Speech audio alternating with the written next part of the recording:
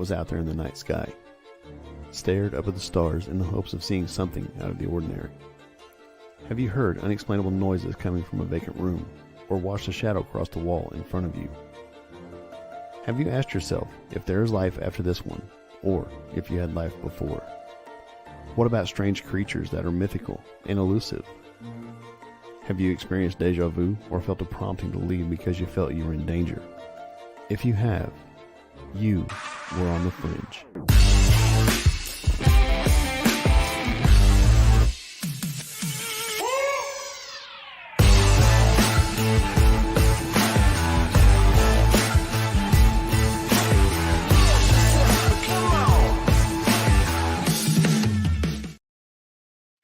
Good evening. Welcome to another episode of On the Fringe. I'm Mark. And I'm Jess. And we're here to talk time travel. Before we get started, we have a little bit of housekeeping, and then we'll get right into it. Hey, this is Mark with What If Tomorrow and What If Tomorrow on the Fringe. Be sure to check out our website, whatiftomorrowmedia.com. And look at our cool merch. We've got t-shirts, hoodies, posters, and more. Our affiliates are Duke Cannon, EMP Shield, My Patriot Supply, and Conflicted the Game. Or check out buymeacoffee.com/whatiftomorrow and buy us a coffee. And as always, be sure to like, comment, and share on both Facebook and YouTube. It helps get our content out to others and help our channel grow. Now on with the show. Time travel. Time travel. I was going to say really quick, like, we lost Pam in a horrible time traveling accident. We don't know where or when we left her. Well, I'm pretty sure we know where she's at. Just not when she's getting back. Oh, and we're going to wish Phil a very happy birthday today. Yes. Happy birthday, Phil.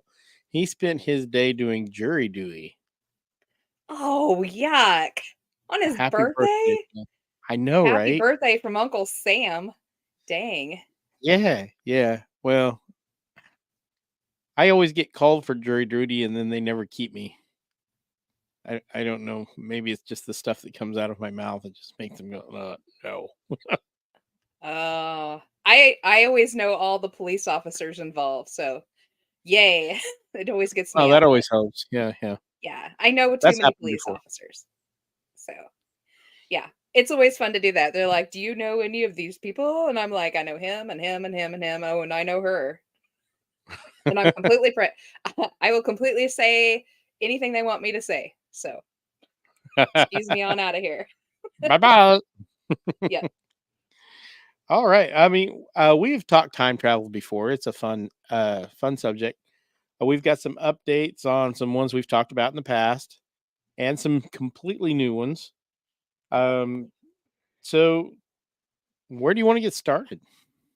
I have no idea. You want to start out with the one everybody wants to know about? Which one? Madman, Marcum. Mike Marcum. We totally can. So actually, that's what kind of inspired us to start this. And then we found so many conflicting stories and things about him that we decided not to make it the whole show about him. So, right. Yeah, we can totally touch on. So I think most people have heard of Mike who are interested in paranormal, or if you've been listening to Coast to Coast for a long time, you've probably heard Art Bell talk about him. Mike is a fun guy. He really is. I'll go over the basics of the story. So if there's anyone going to be listening or watching who maybe does not know who Mike Marcum is, we can get a little flavor. So Mike Marcum is a dude out of Missouri. And back in the mid to late 90s, he started playing around trying to build a Jacob's ladder in his garage. and supposedly, completely by accident, built some type of a transporter machine, which he started sucking hardware through, like screws and his TV remote, if I remember correctly. He actually used a modified CD laser, an old CD reader,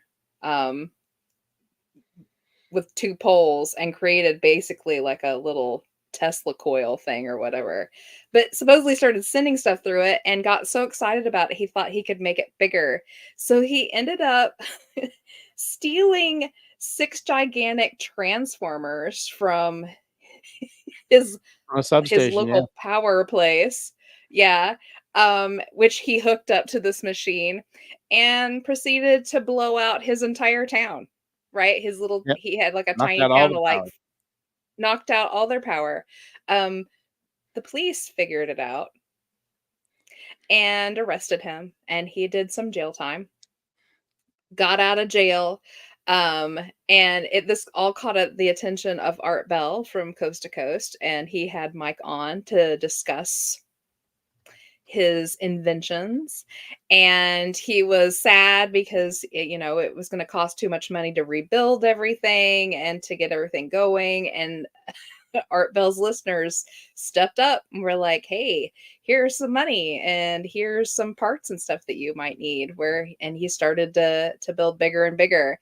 Now here's where the true mystery comes in. So supposedly he disappeared around 1996, 1997, and no one heard from him again. And one of Art Bell's listeners came in Hey, Phil. a few years later and said, hey, I found this old write-up in an old newspaper that said back in the 30s that this guy was found on the beach in pieces, shoved down into a metal tube, and he had a strange square device with him that had a glass screen. And they were sure that it was Mike Marcum, and he had traveled back in time and basically self-destructed in his Tesla tube. Right? So we were going to do the story on because there was supposed sightings of him over the years, and maybe he hadn't traveled in the past. Maybe he'd traveled forward. Anyway, Mark and I started doing some research, and we found all sorts of insanity. Yeah, I mean, there's all sorts of conflicting stories. Everybody seems to agree that that was not him on the beach. Yeah. Unless he hasn't traveled there yet. Because which I thought, apparently he's still kicking. Yeah, actually, he did an interview just a couple of years ago saying that absolutely wasn't him on the beach. Yet. He didn't say the yet part. Yeah, I'm going to add the yet, yes. Yes. Because if he's still doing that, I mean, he doesn't know if that could be him. Yeah. So what we do know for certain, because I went and looked up public records and stuff, I can't find him for a while in the late 90s. And then later on, he pops back up in Kansas. He did move to Kansas at some point, was rearrested for parole violations because he was on parole still from having stolen all the crap from the Transformers. And he skipped parole. Now, whether this means he really did just pack up and move to Kansas and messed up his parole, or if he did try to use this thing again and got shot somewhere. He did say in that interview that he actually did try to use it again, and he got sent 2 years ahead and 100 miles away in Kansas. 800 miles. Oh, 800 miles, excuse me. Yeah, because he went and then he came back. Yeah. I don't know. So I kind of want it to be true.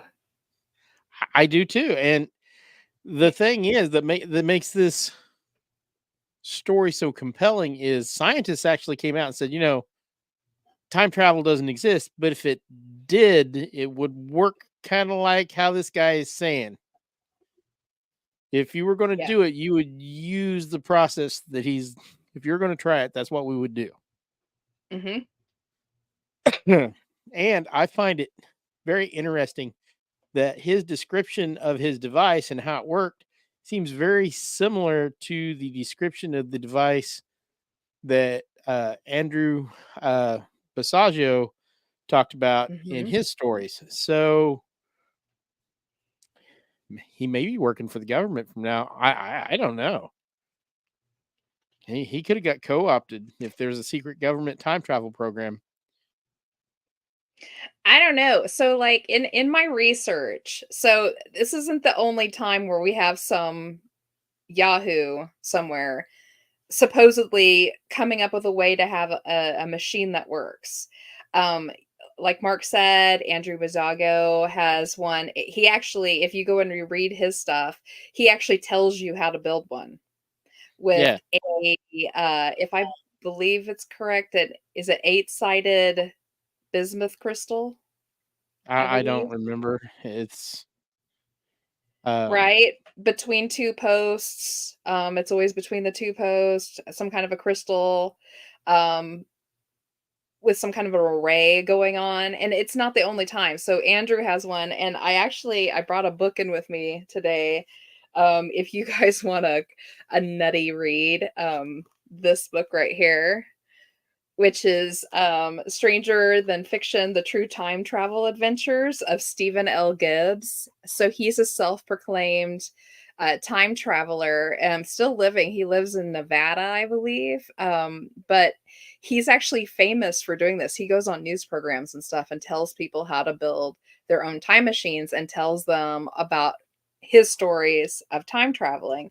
And this book, if you're interested in trying it yourself, is full of all of his designs, right?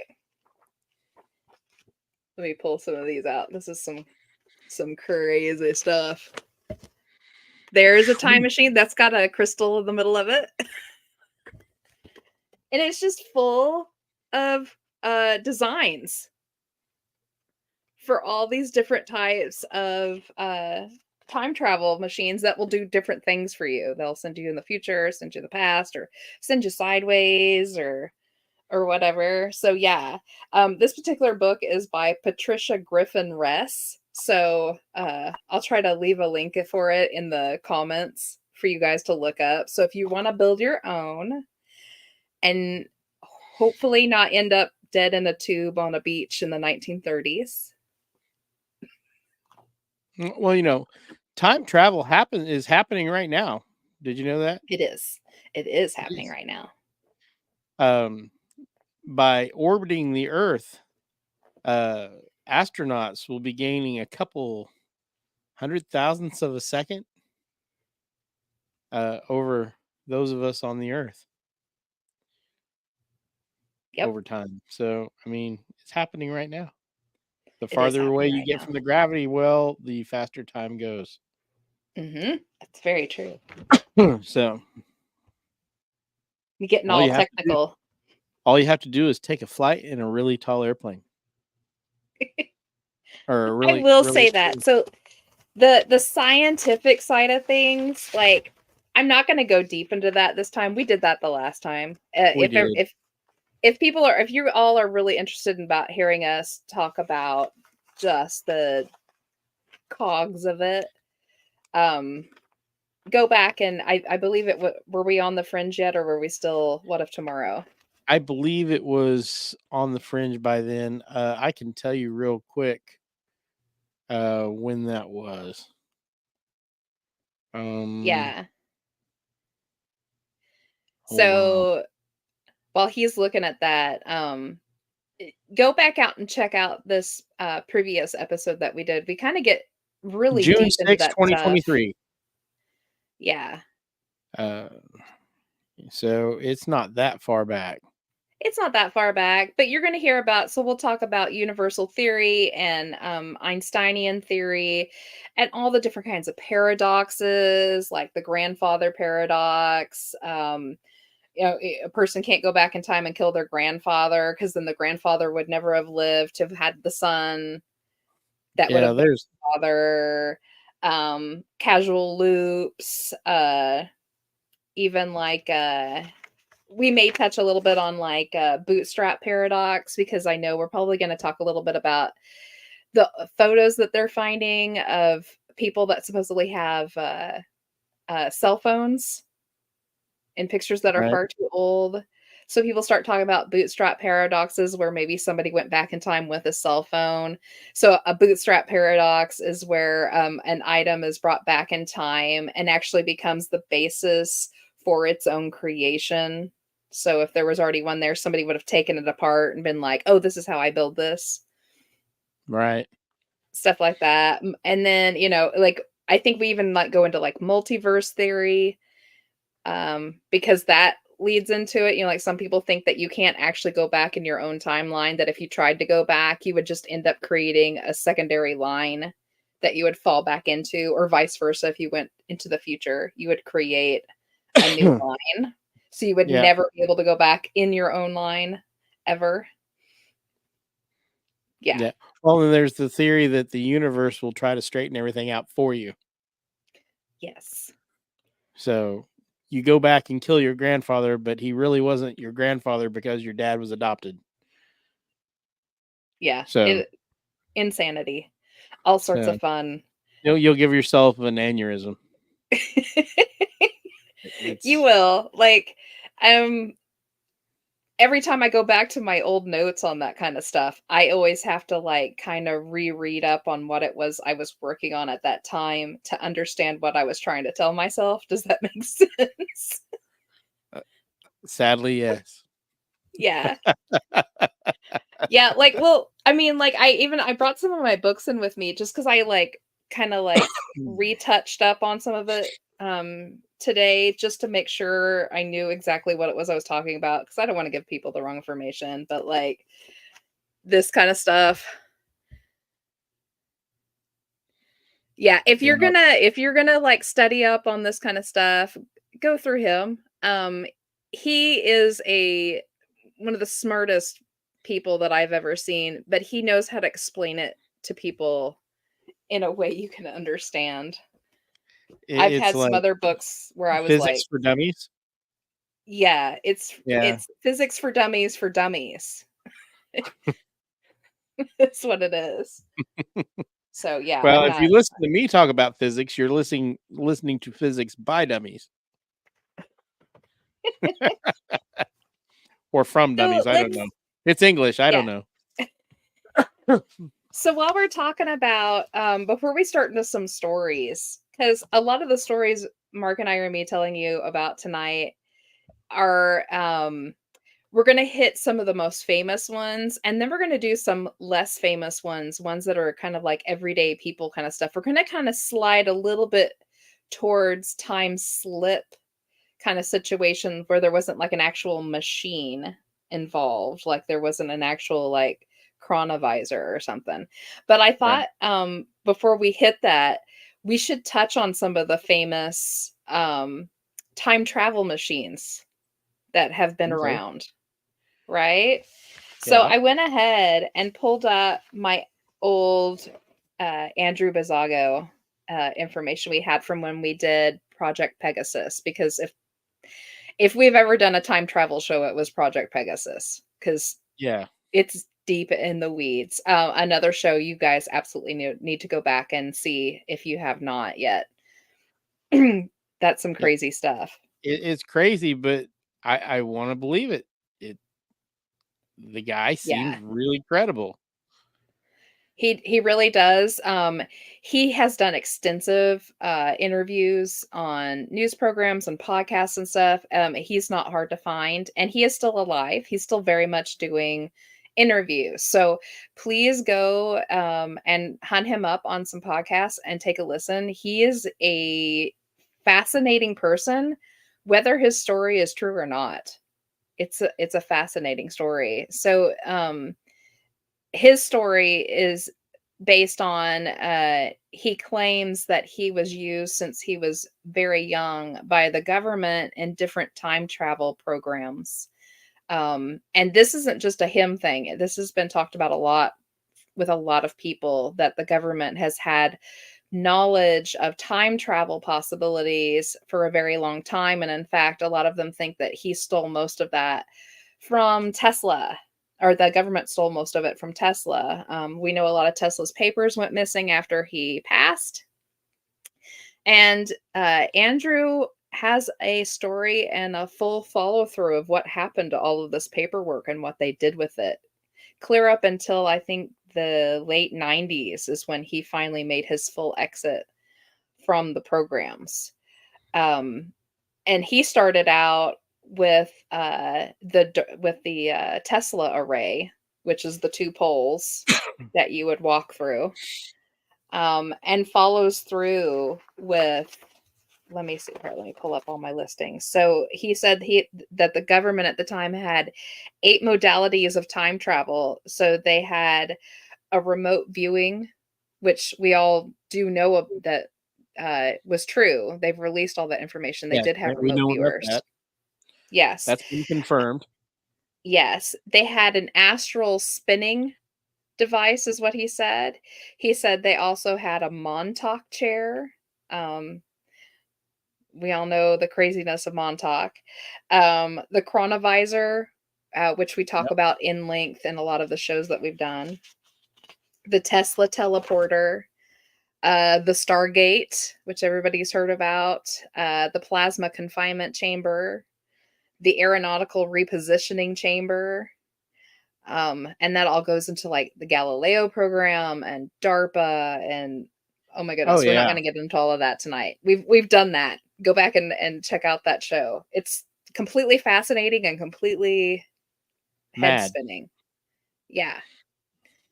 The chronovisor itself, we do know that several chronovisors exist or existed. All built by the same 3 guys. They've made 4, I believe.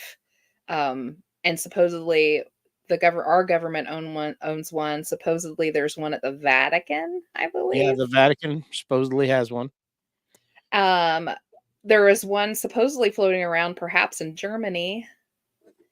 That one was floating around. That one was like, I believe, one of the first ones that was made when they were doing the Die Glock, when they were doing the Nazi bell. I think we just lost Mark. Nope, I'm still here. You're still there? All right. Yep. So can you think of any other famous time travel devices, Mark? Not right. I think you covered all the ones I know about. Yeah.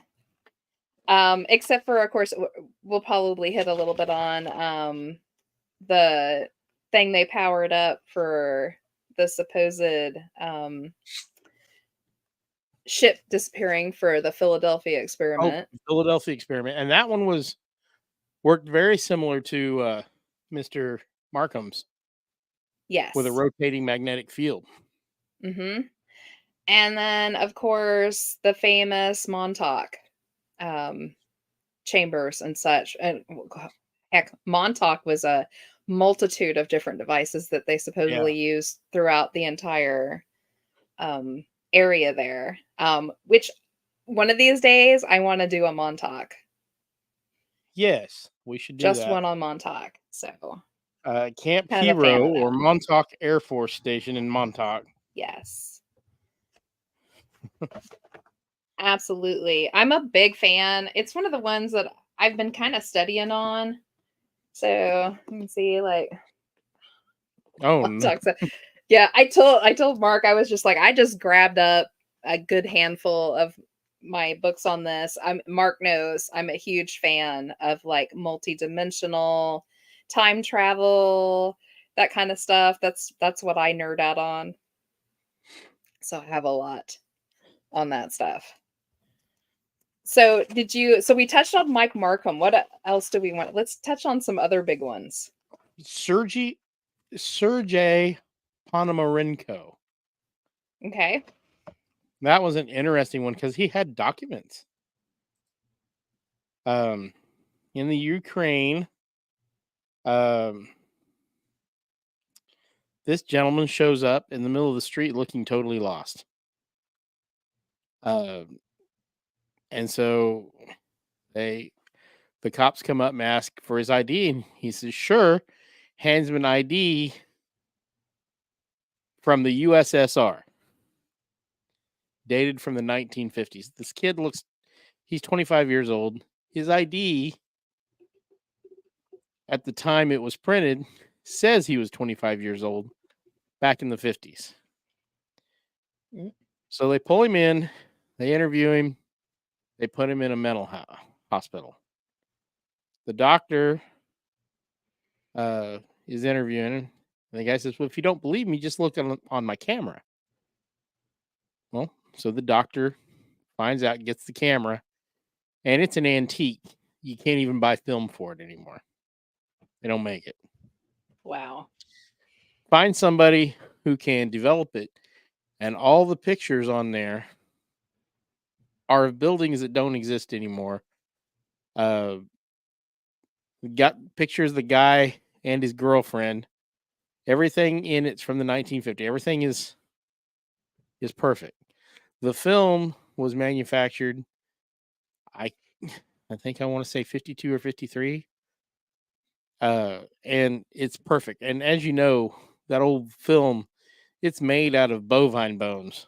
It does not hold up to time really well. The fellow who developed it said it was in perfect condition, like it was brand new roll. So there's photographic evidence. And so Serge says, well, now that you see that, don't you believe me? And the doctor's really starting to believe him. They've got video of this guy walking back to his room, which there's only one way in. It's on camera. The windows are barred. You can't get out. They go in the next day to get it. He's not there. He's gone.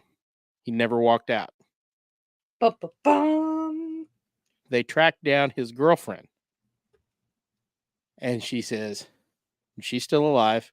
She's elderly. She says, oh, yeah. He disappeared back in 19 whatever it was. But he came back a few days later and said he'd been to the future. Dun, dun, dun. Dun, dun, dun. And she comes up with, then he disappeared again after a few years. And she got a postcard with him. I believe it was in Kiev, but with skyscrapers in the background. And he's about 40, 45 years old. With a note says he'll be back soon, and he never returned. But he had saw a UFO while he was out walking, taking pictures, and snapped a picture of it. And when he snapped that picture was when he found himself in the street. Oh. So it's a really and the pictures off this guy's camera, I'll see if I can find them on here, but yeah, I mean they're real pictures. They absolutely look right, and the ID looks correct. Mm-hmm. So it's kind of strange.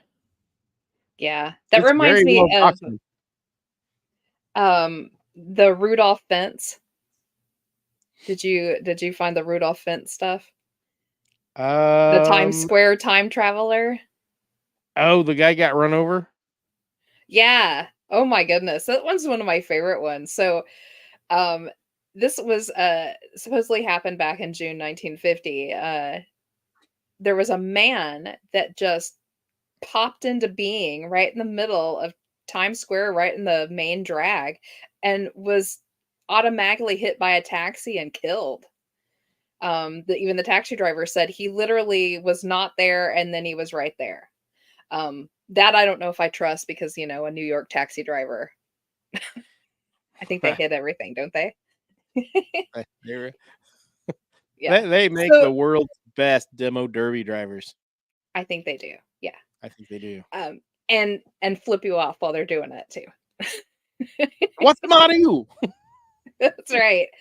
So this dude pops into being, automatically gets hit by a taxi. But the strange thing about it was, and the great thing to the story, whether it's true or not, was that there was actually a police officer that witnessed this happening. He was right there when he got hit. He was the first one on the scene, and he filed a report on it. And you can find the report. So the strange thing about this case was, besides this dude just popping up, is that he was dressed in an 1800s style suit, a gentleman's suit. And in his pocket, he had one copper token that said it was for a beer, some kind of a beverage beer. He had a bill for the care of a horse and the washing of a carriage, which doesn't make sense in 1950s New York.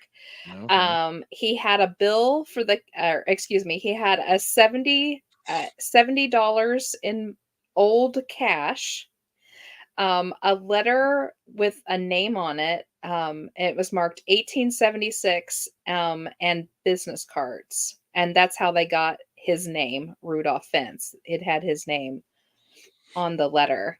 And the crazier thing was that the police officer said that none of the items that were in his pockets looked old, like from the 1870s. They didn't have any yellowing or, age to them. So this New York policeman decided to research the case to try to figure out who this dude was, because he was never claimed. And he, after many, many years in his research, finally found a man that matched this description that had disappeared back in 1876, apparently. He was looking into old missing person cases from the New York area and found this. So that's basically the story. Nobody bought the cop's story that this is who it was, because that would be ridiculous. Wouldn't it? A lot of people think that it's fake. I remember this. They said that it was very similar to a short story called "I'm Scared" by Jack Finney. However, if you look back at the original copyright date on it, it was first printed in September 1951, which was an entire year after this incident happened. So it obviously couldn't have been influenced by It the may have gone the story. other way. Exactly. That's what I think, that it was the other way around, that this dude wrote this short story after hearing what had happened with this guy. So that's one of the ones that's always been one of my favorites. Could you imagine that, though, if that was true? That poor guy was probably just walking along the street in his own time and accidentally hit a time slip, popped right in front of full-on hit a traffic, fissure in and time and space, and what's that? just bam.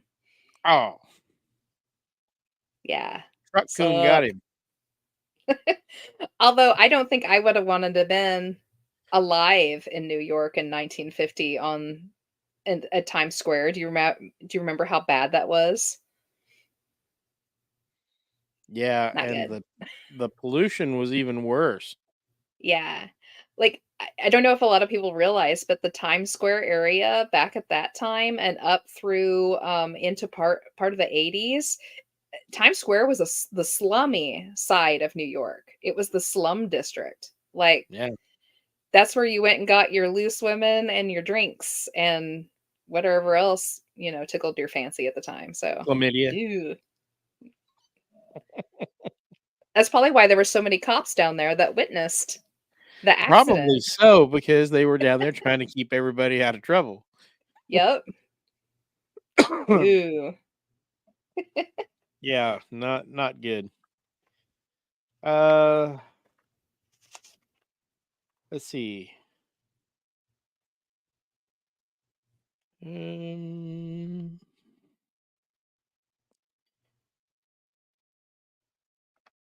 Let's see. There was Ronald Mallet. Did you see that one? I did, but go for it. We'll just sit Well, here and take turns back and forth. Ronald Mallet, otherwise known as Ron, is a theoretical physicist, scientist, and author, and has been a faculty member of the University of Connecticut.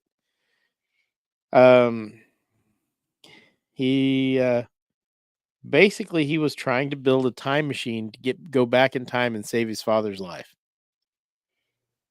So he was working on plans for the time machine. The technology would be based on a ring laser's properties in the context of Einstein's general theory of relativity. He argued that the ring laser would produce a limited amount of frame dragging, which might be measured experimentally. Because of Mount making a time machine, a lot of people believed in time travel.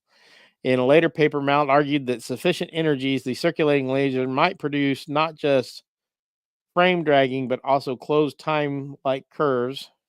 There's that closed time-like curves, Hmm. allowing time travel into the past. He went to 1955 to save his father's life.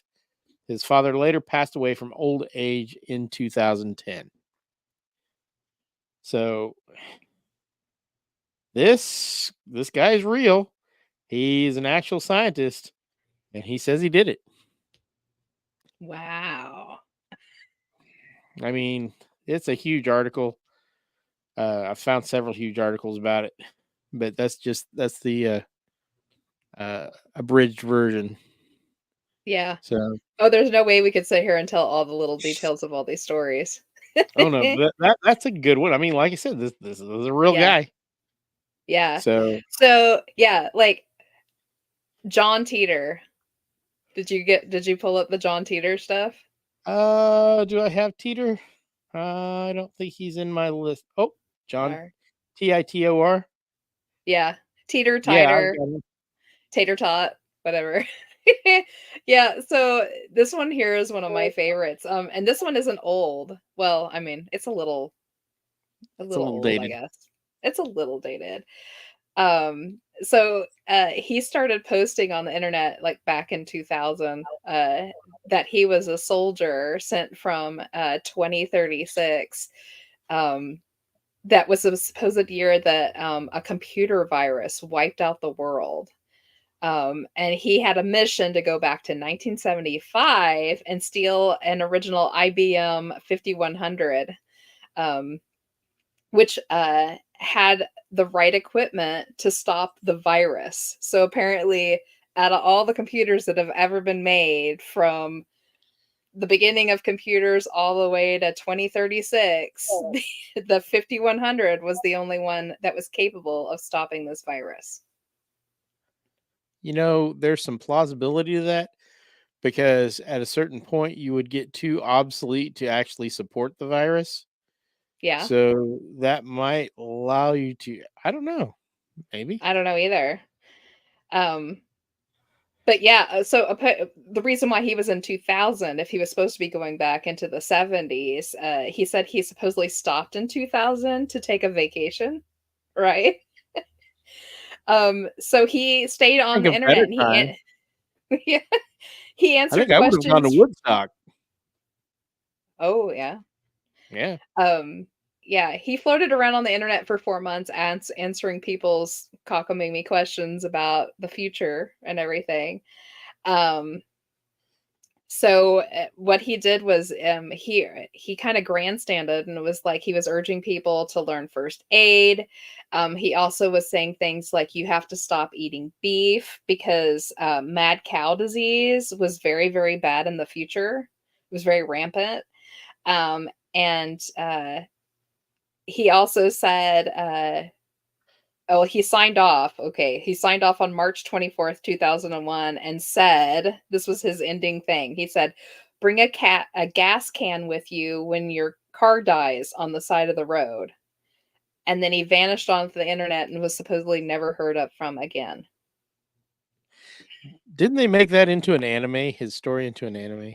They might have, I don't know, but it's one of my favorite ones because you can still go up and like Yeah, see I his think it list was of Steins Gate. predictions. Was it Steins Gate? Oh, I Yeah, I don't think that was know. it. I think it is. I think it But is. he made like he has like 200, it's some crazy number amount of predictions that he made about the future. And all of them have been false so far. So And he changed the timeline. Dang it, he was successful. yeah, he shouldn't have taken that vacation in 2000. There Why you go. 2000? I don't know. I can think of a lot better times to take a vacation. Not gonna lie. Yeah. Ooh. All right. So what else do you got? You talked about fence. Let's see. How about Adam Archon? Hit it. All right. It's not very. This guy claims to be. He's got a YouTube channel. Or he's on Apex TV. He shows a video of a person named Adam Archon who claims to be a time traveler from 2045. He also passed a lie detector test. So Ooh. there's not a whole lot on this guy, but do go check out Apex TV and check it out. Some of these are great. So did you find Andrew Carlson in your research? I did find Andrew Carlson. Andrew Carlson, man. Have you figured out if he ended up anywhere or not? Because I couldn't find him anywhere. So this may be a true story. I don't know. I don't know. Okay. I do know that he did some very sketchy stock market stuff. He did. So I'll tell the story really quick because people need to know about this because this is the kind of thing I would go back and do. I would be about going back for the money. Absolutely. If you're going to go back for Yeah. anything, that'd be Go it. back for the money. So back in 2003, this dude was arrested for high risk stock trading. He put in $800 and turned it into 350 million. Right? Right. He was arrested and he submitted for a 4-hour confession where he claimed to be from 200 years in the future. Wow. He claimed he had the cure for AIDS. And if they let him go back to his craft, because he came in on a time travel craft, he would tell them all what it was. It was like his bribe. Like, I'll tell you the cure for cancer if you let me leave. Oh, and where Osama bin Laden was. Oh, yes. He had a whole list of stuff. A whole bunch of stuff. Yeah. Yeah. So, a mystery man ended up showing up and posted bail for him, and dude never showed up for his hearing, and supposedly disappeared. They never found him again. There's still an active warrant out for his arrest, apparently, for these high crime charges. Now, if he was from 200 years in the future, what would $350 million from our timeline do for him? Like, Probably not a whole lot, but if he invested, here's the deal: you take $350 million. This is the magic of big numbers. Invest it in a very safe interest rate, say 2.5%. Put it in the name of a corporation or whatnot, and pay some legal firm that you know is going to be around to take care of it. And then he shows back up with the code, with the paperwork, says this is the password. I want my money. And so I see. $350 million with 200 years of compounded interest. I mean, I gotcha. It might be worthwhile. If I do this, if I do the go back in time to make money, I'm gonna take Mark with me because he knows his stuff. Or conversely, you could convert the $350 million to gold. Yes, you could. Gold do that. retains its value. A $20 gold piece has the same purchasing power now as it did 100 years ago. The monetary value of that 1 ounce piece of gold is different, but the buying power has remained the same. So there you go. Mm-hmm. I can make that work. I'm with you though. If you're gonna have that kind of money, I'm in it. Right. Let's hit it. Rob. All right. Who else do we got? While we're still got Andrew Bazaglio fresh on the brain, let's talk about Michael McIntosh. So Michael McIntosh is supposedly another member of that whole government program thing with the kids. Well, that's one I don't have. Yeah, so Michael McIntosh kind of has the same story as Andrew does, only from a different side of it. So he supposedly was brought in early, and he claims that he actually worked with President Obama when Obama was young, that Obama was part of this I program. remember that story. Yeah. Yeah, and had access to the time traveling, and he also said that he used the chronovision, much like Andrew did. Here's where there has to be some kind of a little bit of a truth to these stories, because these two gentlemen came out separately with like stories.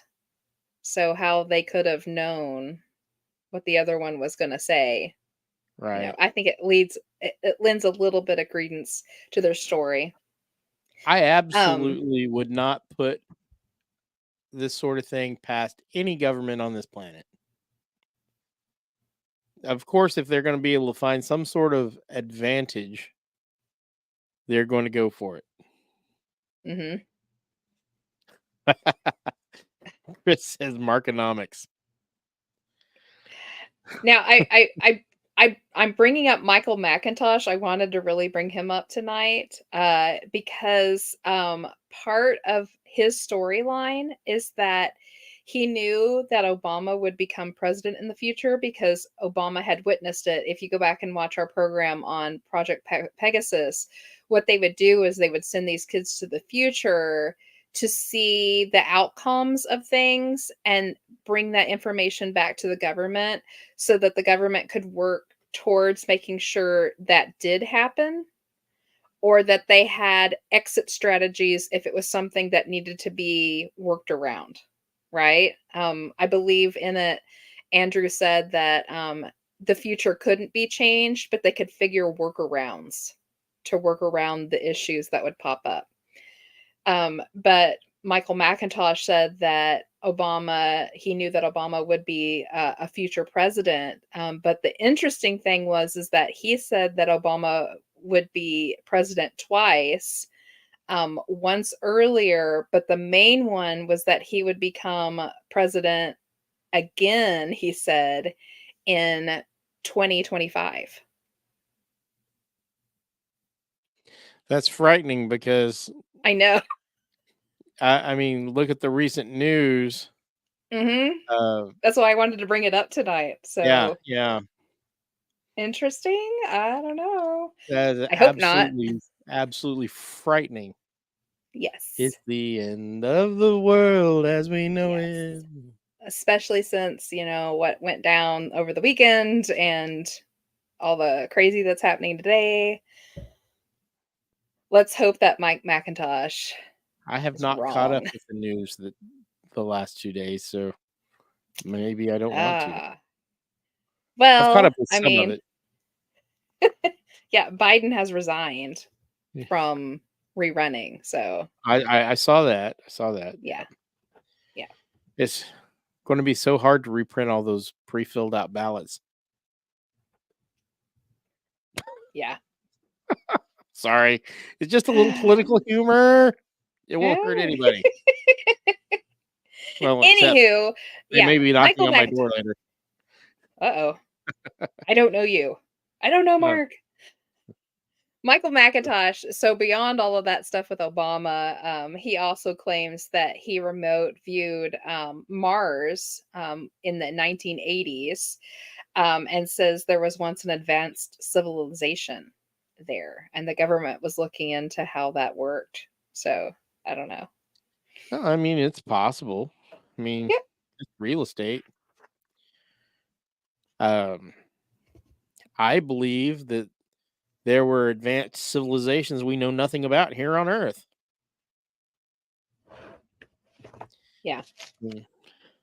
99% of human history is not recorded. That's very true. All right. So we got any more good ones?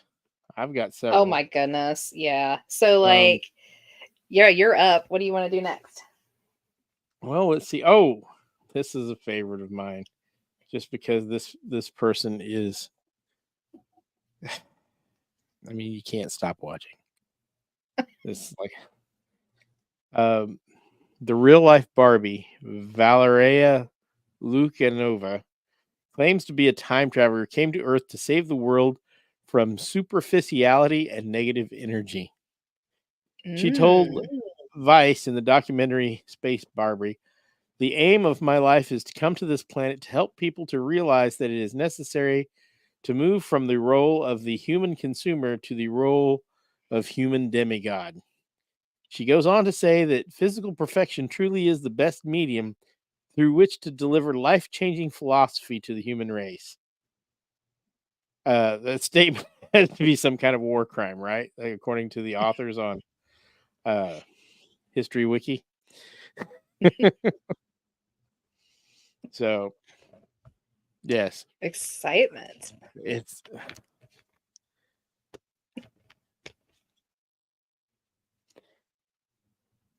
I have no words. Yes, no words. I have no words. Some of these stories we find, I'm pretty sure are just, it's 99% a chance that they're just nutters. So just a little woo. Well, that's why I threw that one out. Yeah. Because it's entertaining. And that's what we're trying. We want to entertain you as well as. Oh, this one's going to be entertaining. There's so many Good. crazy stories. Do we want to talk about the band from Torrid? Well, you know what? It's not really a time travel one, but it's kind of related. It's kind of related. It is kind of a time travel story though, because he pops up later. Oh, does he? I have not heard that He part. does. Yeah. So, but there's also a lot of like about the story, because there's a lot of people that have come out saying that it's a fake, with some good information that it could be a fake, but it also doesn't denounce everything that he had. So the Torrid mystery, if you've never heard of it, this dude back in the 50s popped up in a Tokyo airport. He was Caucasian, had a beard, I believe. And when he turned in his passport so he could get on the plane, they checked it and it was from the country of Taured, Taured, which everybody knows is a country that does not exist. And they accused him of having a fake passport and they hauled him into security. And he was trying to tell them, absolutely, this place exists. I just came from there. He said it was between France and Spain somewhere, a small, like, European nation. They arrested him for trying to fake them out and put him in a high security room in a hotel, like, next door to the airport. And was keeping him there. And the officers came in the next day to re-question him and to try to figure out who this dude was. And he was just gone out of a room that didn't have windows, that had guards at the door. That does sound very similar to Serge Ponomarenko.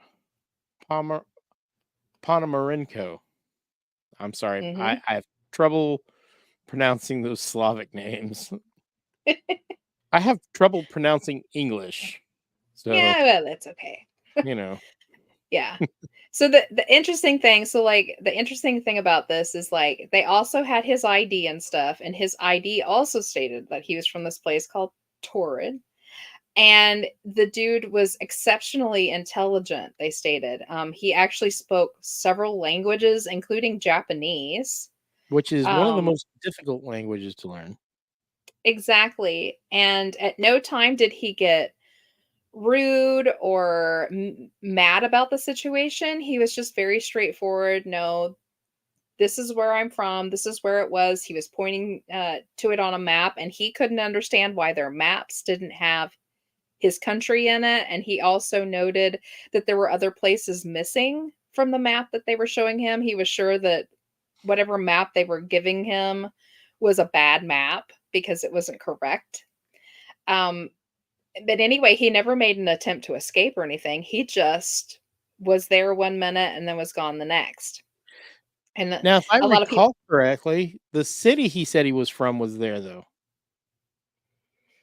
I don't know about that. I don't know that deep into it there, but I do know that he supposedly popped up again at the same airport like 5 years later. It wasn't reported on well though, because they thought that it was a mimic, that somebody had Ah, come in to mimic the situation. But he basically came in with the same story, had the same passport again, and said something to the effect of "not again." oh, geez. Yes, and this gentleman disappeared before they ever like took him out of the airport. They had him in some kind of a holding room there, and he just kind of vanished from there too. So I think this guy is like skipping through time or something, maybe Or skipping through universes or something. universes. I don't know, but one of the reasons why I brought up the Torrid, so I think it has a little bit of a time element to it because he keeps popping in and out, but also because they always include the Torrid mystery when they have like the listings online of time travel cases. He's always shoved in there with it. So Yeah. whether it's a time travel one or not, but it's still pretty It's a cool. fascinating story. It's It always really fascinating. is. Yeah. So The same reason why they always end up throwing in the green kids from Woolpit. I don't know why. yeah, because that's Not really. obviously not a place on Earth, right? Yeah, that's not like a time travel, in my opinion. No. Let's Yep. see. It was a. Let me see if I can find this one. Um,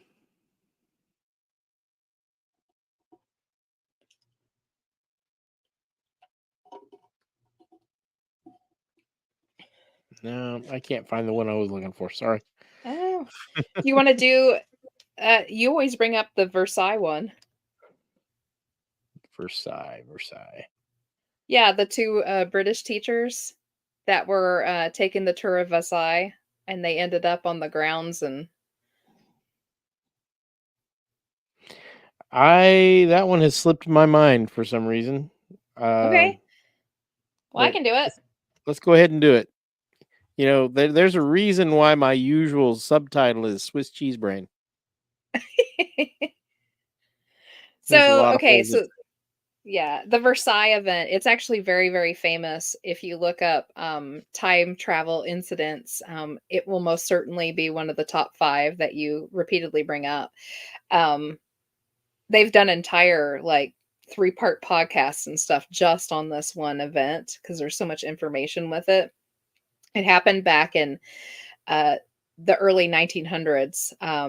There was 2 British teachers, Charlotte Moberly and Eleanor Jourdain, who went to the Palace of Versailles for the day to look through it. It was a museum at the time.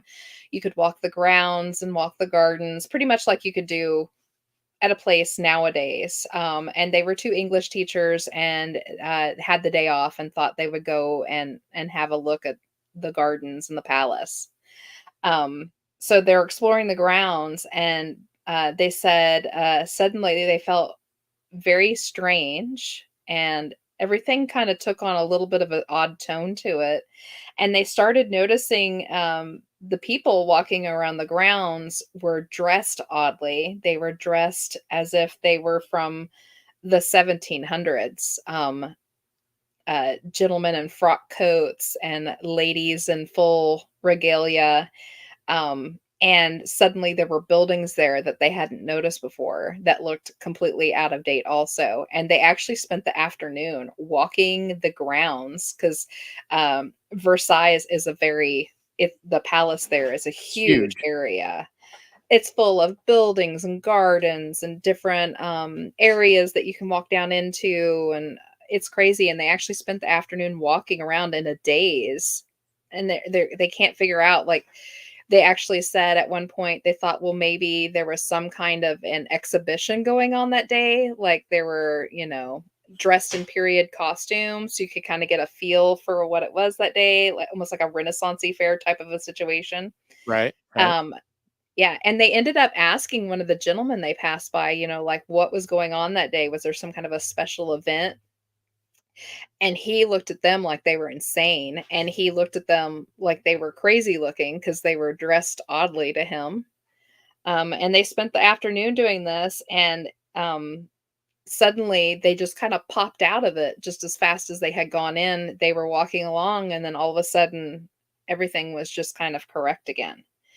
And you can read about it. They actually got together and wrote a book called An Adventure, I believe.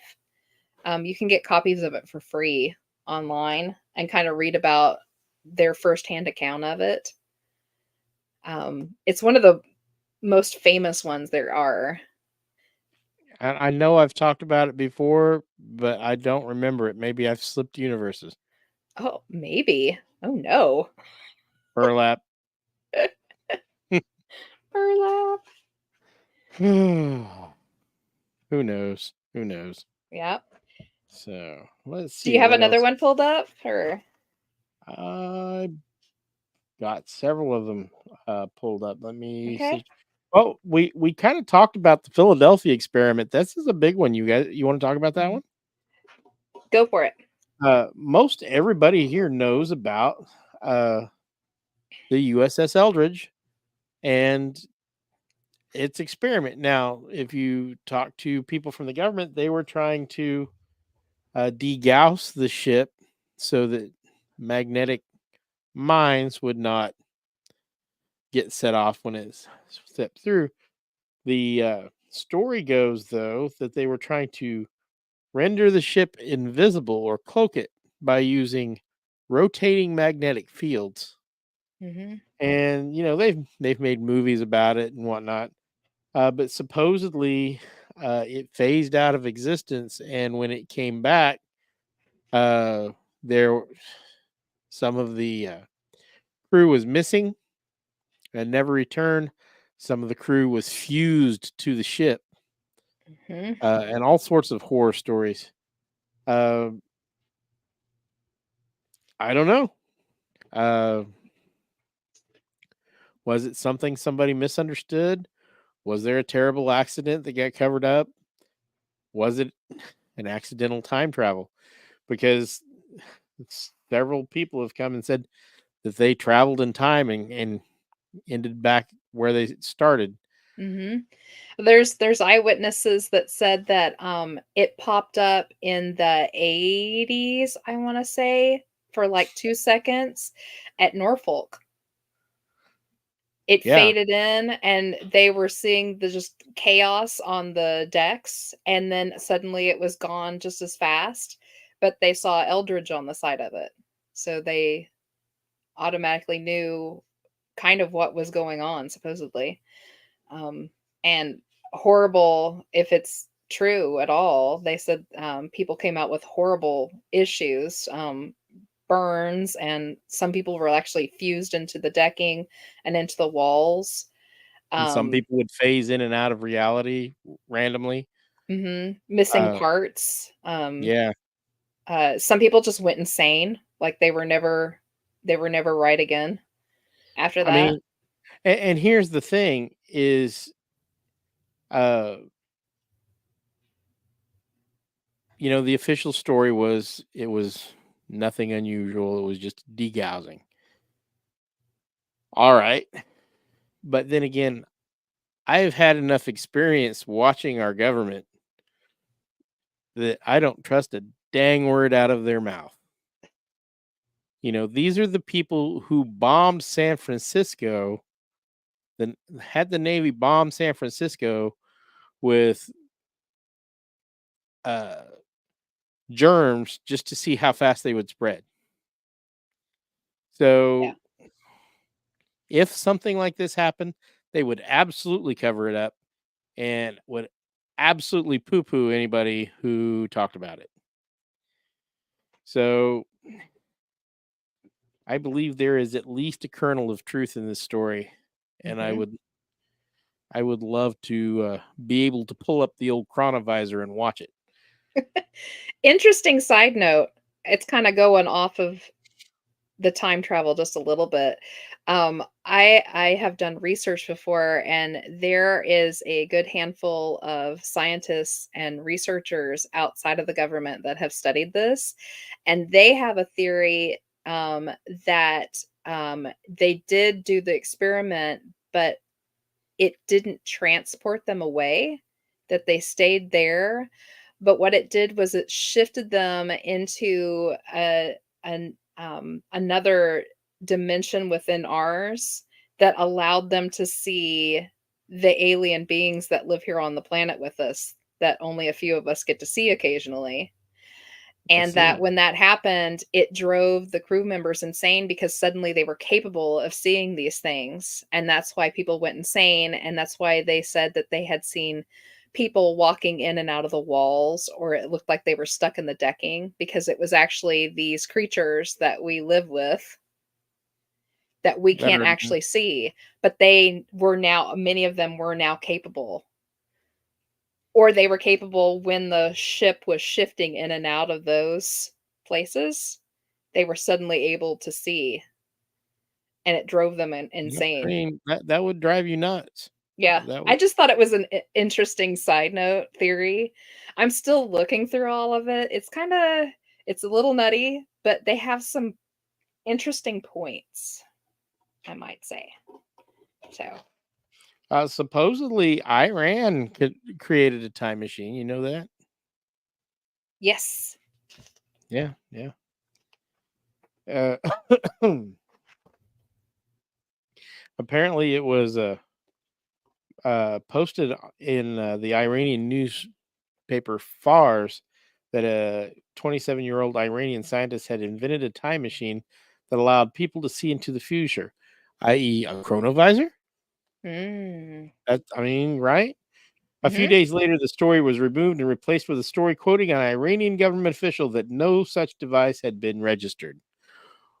Well, of course it wouldn't be, because the No, government's got to lay their hands on that. That is a that's very state true. secret, Mhm. It sure which is. is why even if, all right, here's the deal. A lot of people will think all this is a bunch of hokey. And I'm going to say that probably by and large, a lot of it is, or misinterpreted. But here's the deal. If it is real, if even one of these people succeeded, the government and the media are, of course, the media is owned by the government these days. Or maybe it's the vice versa. I'm not sure. Um, they're absolutely going to cover it up and say it's not real, because people would lose their minds. Yeah. Well, That not would just be, that, like other governments would want to steal the technology. well, I mean, who says the other governments don't already have it? Oh, yeah. Apparently, it's been around since the 50s and 60s. So, what if we're having a secret time war right now and we know nothing about it? I think we are having one. There's a reason why we have Mandela problems, and I mean, it wouldn't you surprise know, me. I mean, CERN could be like the main battle station. it could be. Our show's going to get shut down because we're probably We're pulling talking, all sorts of flags. So yeah, we're talking about CERN and time travel and the Philadelphia government experiment, government voting. conspiracies. Oh no, this is how the show goes. The Oh Men in well, Black are going to show up to our house and disappear us, that's very true. Or give and us we'll never have existed. the light zappy Yeah, zappy thing. they're gonna, Yeah, we're gonna be like, there, who are we? hmm? Oh my I'll be goodness. even dumber than I am now. All right, so let's do some older ones. So I pulled up some of the oldies but the goodies. All right. So Victor Goddard 1935. So this is the dude that was out flying his flying just over the landscape, taking a little cruise, and he flew over an old disused airstrip. And while he was just over the top of it, he was suddenly in like these yellow storm clouds very, very quickly. And then he pops back out. And when he popped back out again, the airstrip below him was completely active. He's an air marshal. He wasn't Yes. at the time. He was a lieutenant at the time. He later became an air marshal. So he became a fairly high ranked. Yeah, he did. This is a very flyer. famous story, actually. Yes. Not as famous as like Teeter or anything like that, but still famous, especially among the crowd who loves time travel stories. So he pops out of this cloud bank, this weird yellow cloud bank, and is looking down below again. And suddenly, where there was an empty, disused airstrip, is suddenly a completely active one that was full of, which he thought was odd, these yellow planes, which he didn't understand. Why were there yellow planes? And all these mechanics and stuff working on them that were dressed in blue overalls, which didn't make sense to them either, because back then airplane mechanics wore brown coveralls. Khaki coveralls, yep. Yeah, as their uniform, right? Thought it was really strange, but actually that was gone just as fast, because suddenly he was back in the yellow clouds again. He pops back out of them, and suddenly he's in the right time again. Everything's normal. The airstrip is empty, because he actually does a swing around. He does a U. He comes out over and then comes back over it again when he heads back to land his plane. The interesting thing is that he said that 4 short years later, that airstrip that he saw actually did get reactivated, and it was an airstrip where they started using, and I can't remember there was a specific plane, specific aircraft. Yeah, I can't remember. That was yellow. That didn't exist when he. Yeah, it was brand new 4 years later. And it just so happens that in between that time and the time that they reactivated the airstrip, the airplane mechanics went from wearing their brown khakis into their blues. So he kind of got to see into the future just a little ways. And that was the whole point of his flyover. He was they wanted him to check the airfield because they were talking about reactivating it.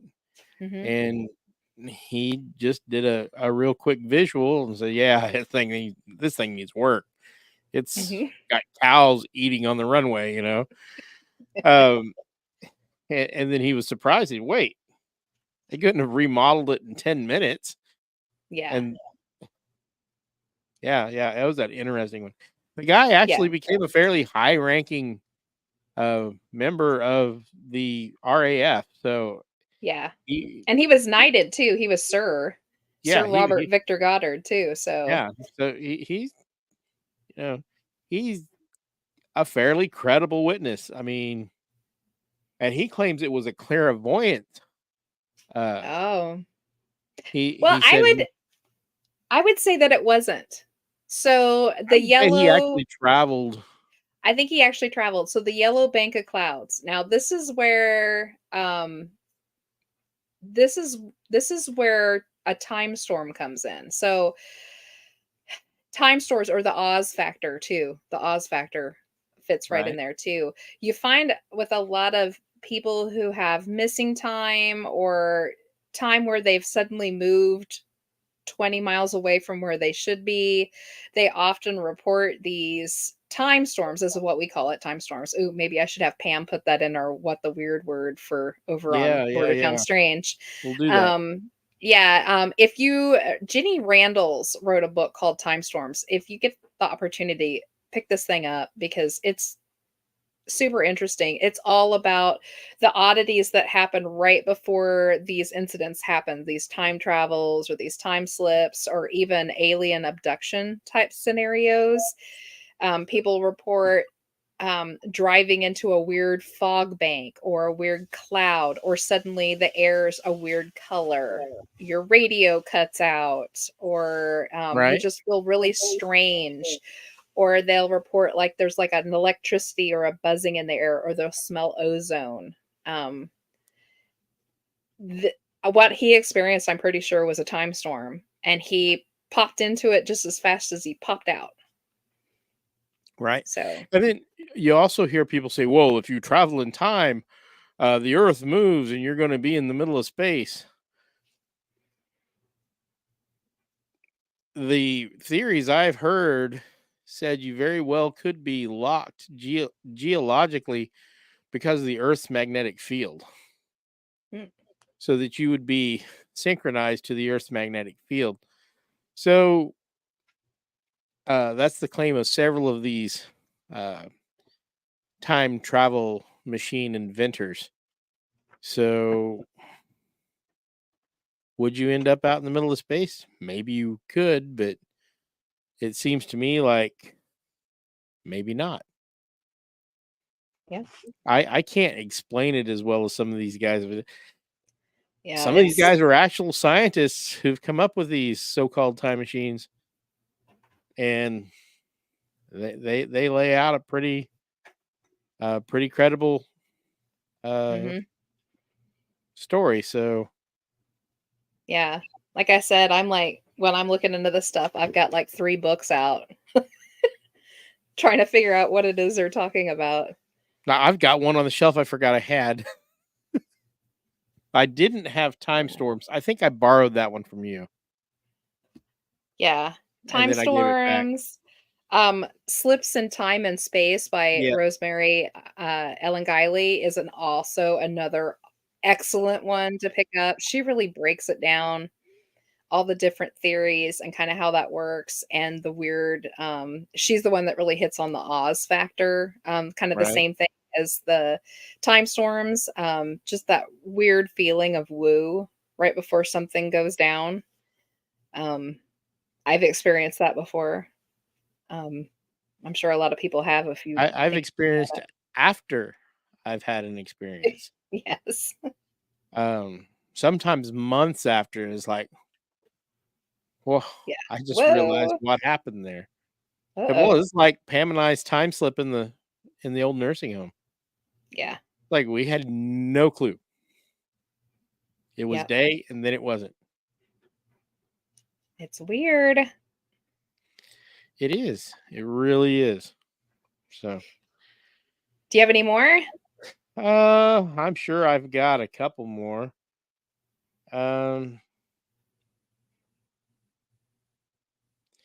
Okay, here's a good one. Håkan Nordqvist is Okay. Scandinavian. I cannot pronounce it. Swedish man named Håkan Nordqvist. I'm butchering his name, claiming that he'd been accidentally transported to 2046 when attempting to fix the sink in his kitchen. Talk about a plumbing issue. All right. There in the Yeah. future, he immediately met somebody who revealed and proved himself to be about 70 years old, with whom he had a great time. He filmed a short footage of the two smiling and hugging each other and showing a tattoo they both had on their right arms. The story was a marketing campaign promoting pension plans for insurance companies. But a lot of people Yeah. thought it was real. Yeah, they thought it was him from the future, that he'd met up with himself. Yeah. Right. So that's a fun one because we know that one wasn't real, but a lot of people thought it was. Yeah. There's another funny one. The drunk alien invasion guy. Did you find that one? I did not find that one. That Oh sounds my gosh. hilarious, though. That Not sounds old either. Like 2017. So I had to include it with our stuff tonight because I thought it was hilarious. So this happened in Wyoming, 2017. This dude named Bryant Johnson is stumbling around this town.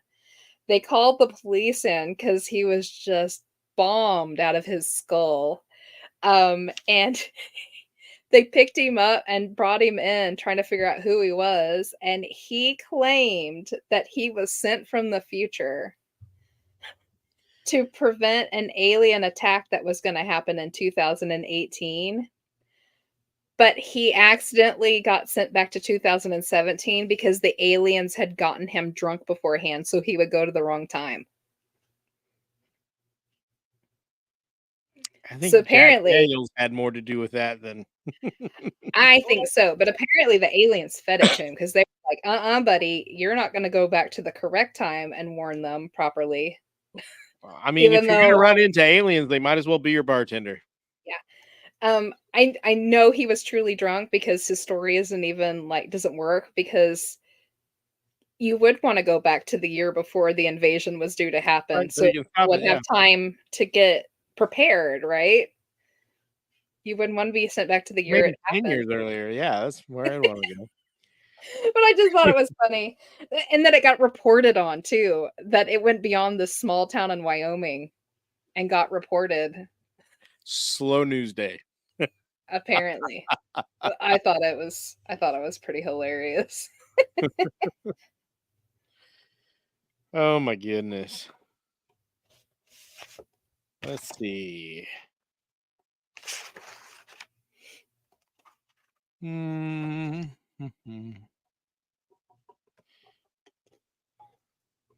Well, the Die Glock was purported to be a Nazi time machine that was part of a flying saucer. Yeah. So, Die Glock. See, that's one of my Yeah. favorite ones. That's all paperclip. Yeah, Project Back Paperclip. after the war. So the Die Glock, the Nazi bell, as most people would know it. A lot of people think that they brought that over after the war into the US, and that it was being used for different things. And a lot of people think that the famous UFO sighting in Kecksburg was none other than the Nazi bell. That they were Piloted by using it. American pilots. Yeah, that they were experimenting with it, and they were skipping countries and stuff with it and seeing how it moved and how it worked. Yeah. I mean, that would be what we would do. Yes, that'd be exactly what we would do. I don't know, Enzo could correct me if I'm wrong, but if you were going to have an object like that and you wanted to test it, that seems like it would be a reasonable. Yeah. Pretty much. I mean, there's tons of them out there. I've got a whole book sitting back here on the shelf that I haven't even touched yet. It's got time travel stories in it. It is a really fun way to kill a couple afternoons. It really is. Look into this stuff. Some of them are more credible than others. Some of them are absolutely incredible or uncredible. I'm not sure which. But those are the fun ones. Those are the fun ones. So I'm gonna tell Pam's favorite because she's not here. So Pam's always talking about the hotel one. What does Enzo say? He says, yep, traditionally you'd restrict it to a specific area for testing, but a long-range time travel device would go outside those areas. Yeah, absolutely. So. Yeah, the Pam's hotel one, she loves to tell this one. So this was back in the late 70s. Two couples went on a vacation across France. They were driving together in a vehicle, and they were out. It was getting pretty late, and they started looking for a hotel or an inn to stay at, and they had found this one just kind of out in the middle of nowhere. Were excited to have anything at all because they were sure they were going to end up sleeping in the car or driving all night. And they pulled into they said it was a very quaint inn. They got in, got themselves rooms, said it was a little outdated, but it was clean. So no problem there. Had a wonderful night sleeping, took a lot of pictures because the building was just so kind of cool and, from kind of out of time. And they went downstairs and they had a wonderful breakfast, which they were super excited about because they all had these huge breakfasts, all four of them, and it only cost $9. And they were like super excited about that. Well, we saved some I money, would. and the cost of the rooms were like only a quarter of what a normal room would be. And they were like, man, we found like the jewel here. And took some pictures of the outside of the building too before they left. And they climbed in the car and got on the way and kind of noted where it was because they had to come back that way. And they thought, wouldn't it be great if we'll stay there one more time before we head back home, because they enjoyed it so much. And they went off on their way and did their thing, and they came back through with the intentions of staying there that night, and that place was gone. There wasn't anything where that place had sat, and they actually drove around the area a little bit thinking, well, maybe we misunderstood, or maybe we took a wrong turn, and they ended up at a little cafe down the road a ways from where this place had been, and went in to ask where it was because they were sure they had just gotten their directions wrong. And they were like, there's no place like that around here at all. And they said on their way out, a gentleman had stopped them that had heard what they were saying. And they were like, oh, you mean the old such and such inn? And they were like, probably. Where is it? And he goes, oh, I thought you were interested in the history of the area. That used to set up on the hill down the road here. He goes, it's been gone for, 50 plus years. But if you want to, you can walk up in there and see the old foundations of it. And that's what they did. They drove up there and there was the foundations. When they got back from their vacation, they had their film put in to be, I just lost the word for it. Developed. Excuse me. It's been a long day. Developed. And when they got it, they had to do that. Yeah. When they got their film back, all the pictures were missing from that place.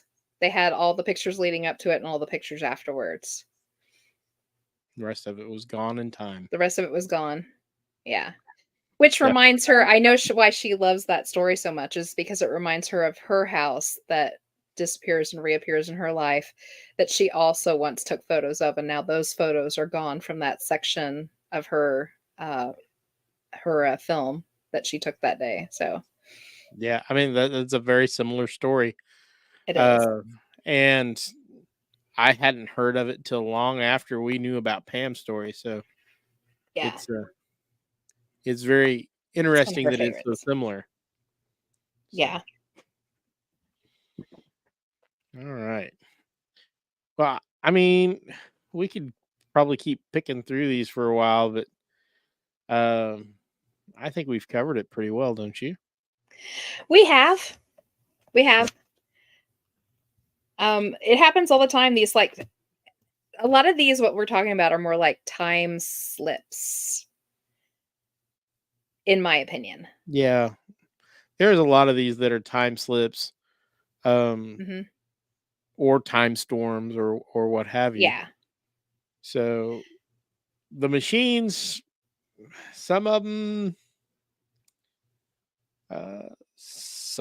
seem practical and some of them do not. Yeah. So, but for those of you at home, if you end up building one, you can get up online and find plans and stuff for them. So please build one if you can, and let us know what happens. and to prove it to me, we're going to prove this. Oh. Send me the winning lottery numbers and the date that they're going to be drawn on. And when I win, you'll probably play them too. And when we win, we will both know that you are absolutely correct. There you go. I will be your biggest supporter online. Oh no, I've got a perfect way to test this. Okay. All right. For anybody who ever listens to this podcast from now until whenever, if you build a time machine, you need to come into either Mark's house or my house in the next 10 seconds to prove it to us. All right, let's see. Dun dun dun dun dun dun dun dun dun dun dun. I don't think it's gonna happen. Aw. Well, that was disappointing. Well, Apparently nobody made it. dang nabbit. Oh, Well, well. we'll try again next time. Dun, dun, So dun. either it never happens or nobody ever listens to this podcast. I don't know which one's going to happen. I mean, that's also entirely possible. I mean, It is. It's entirely possible. But but while we're on here, yes. we have like 150 new followers for our podcast, according to. So Yay. thank you everybody who has liked us and followed us. We really appreciate it, and we will try to keep bringing you entertaining content. Yes, absolutely. And share it with your friends. If you're weird enough to watch this, we know your friends are weird too. So invite them along on the ride. Yes. The best thing in life is meeting people whose weird matches your own. Yes. So, Wave your weird flag. Let it fly. let her go. I spent many years trying to hide my weird, and now I just embrace it, and I'm much happier. Yes.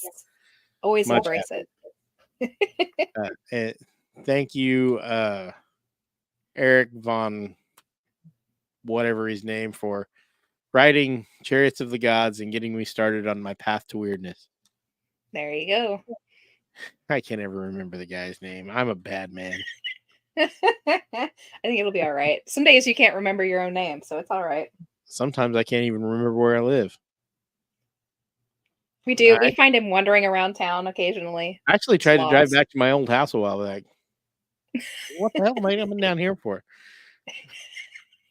Because your brain went on autopilot for a little while. You were thinking about other things. There's a time slip in here. I may just be slipping. I don't know. It may be early onset. I don't know. Mark be slipping. Mark be slipping. Mark be slipping a lot lately. Nothing wrong with that. Well, I am getting closer to 60 than I am to 50, so. So. You're becoming wise. A wise ass. Well, that's true too. Oh, that's true. I mean, That's all the same. it is all the same. Yep. All right, folks. Well, Right. with that, we will say goodnight, and be sure to tune in next Monday with Phil and I. We will have a new episode of What If Tomorrow, and on Wednesday, tune in to Border Town Strange. Mhm. I'm sure that everyone will have a wonderful time. I'm sure they will too, and we'll be announcing the topic of discussion soon. So It will be tantalizing, I'm sure. watch the Facebook page for Border Town Paranormal, or I'm sure you're going to post it on our page as well. Yep. It'll get posted across the board. Border Town Strange, Border Town Paranormal, and over on the guys' channel and all over the place. It'll be fun. Yep. All right. Well, good night, everybody. Good night.